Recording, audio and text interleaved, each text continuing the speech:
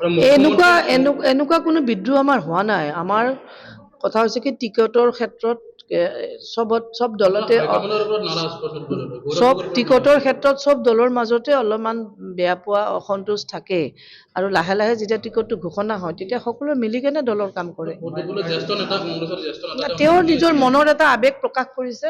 তেওঁতো দলক সমালোচনা কৰা নাই, তেওঁ দলৰ আইডিঅলজিক বেয়া বুলি কোৱা নাই, তেওঁৰ কিবা আক্ষেপ আছে আৰু সেইটো নিশ্চয় দলে বিবেচনা কৰিব। প্ৰদ্যুৎ বৰদলৈ এজন আমাৰ খুব ছিনিয়ৰ মষ্ট আমাৰ লিডাৰ, তেখেত কেইবাবাৰ MP হ'ল, মন্ত্ৰী হ'ল, তেখেতক আমাৰ দৰকাৰ আছে। তেখেতৰ নিজৰ যিটো অভিজ্ঞতা সেইখিনি আমি ব্যৱহাৰ কৰিব লাগিব।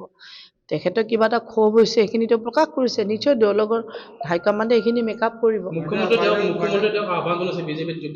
মুখ্যমন্ত্ৰীটো সকলো সময়ত সকলোকে আহ্বান কৰে। মুখ্যমন্ত্ৰী বিভিন্ন সময়ত মিছা কথাই কৈ থাকে, আপোনালোকে সকলোৱে জানে। সেইকাৰণে সকলো মুখ্যমন্ত্ৰীৰ সকলো কথা যে আমি শুনি তাক ৰিয়েক্ট কৰিব লাগিব, আমি সেইটো নাভাবোঁ।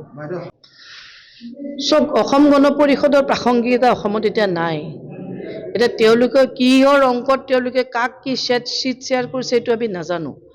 আমি এটা কথা ক'ব পাৰোঁ যে কংগ্ৰেছ দলৰ যিটো ভেটি তৃণমূল পৰ্যায়লৈ আছে, কাৰণ আমি জাতি ধৰ্মৰ ওপৰত ভিত্তি কৰি ৰাজনীতি নকৰোঁ।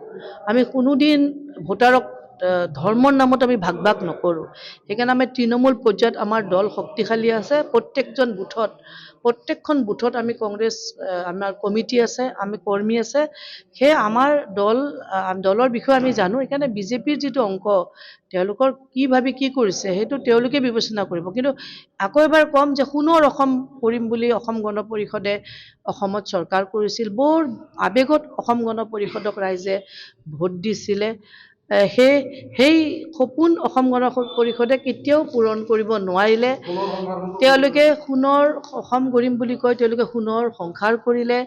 আৰু অসমৰ যিবিলাক জ্বলন্ত সমস্যা তেওঁলোকে আৰম্ভণিতে 85 চনত বিদেশী খেদিম, বানপানীৰ সমস্যা দূৰ কৰিম, গৰাখহনীয়া দূৰ কৰিম, নিবনুৱা সমস্যা দূৰ কৰিম, এই কথাবিলাক যে কৈছিলে, দুটা টাৰ্ম তেওঁলোকে বিজেপিৰ লগত চৰকাৰ কৰিলে, কিন্তু তেওঁলোকে এটাও তেওঁলোকৰ 85 চনৰ প্ৰতিশ্ৰুতিও তেওঁলোকে পূৰণ কৰিব নোৱাৰিলে।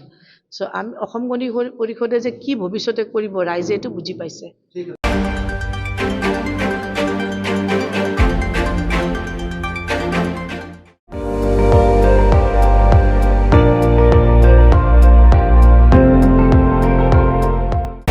আপুনি চাই আছে ND24, সৰ্বশ্ৰেষ্ঠ নহয় সৰ্বোত্তমৰ দৌৰা।